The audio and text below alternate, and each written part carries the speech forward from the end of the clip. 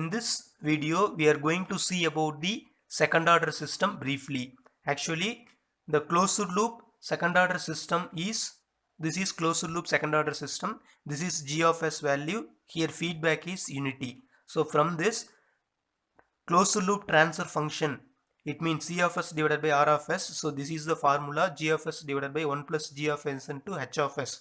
Here g of s is this. So we have to substitute g of s divided by 1 plus g of s into h of s is unity feedback 1. So now we have to take LCM. So to take LCM, we have to multiply this term here. This will become common. Therefore, we can cancel these two. So finally, we will have omega n square divided by s square plus 2 eta omega n s plus omega n square. So now we can say this is the transfer function c of s divided by r of s. According to this equation, c of s equal to r of s into this term. So this is the term.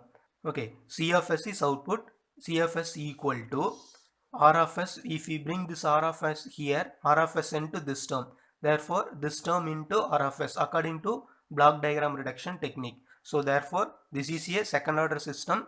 The standard form of closed loop transfer function of the second order system is omega n square divided by s square plus 2 eta omega n s plus omega n square. So from this, omega n is undamped natural frequency in terms of radian per second. Eta is damping ratio. Damping ratio is nothing but the ratio of actual damping to critical damping. It means, suppose critical damping na eta equal to 1. So therefore eta equal to 0 to 1 divided by eta equal to 1. So that is the definition for damping ratio, actual damping to critical damping. So now according to the value of eta, we can have 4 classification for this system. Case 1, if eta equal to 0, this system is undamped system. If eta equal to in between 0 and 1, the particular system is underdamped system. If eta equal to exactly 1, the system is critically damped system.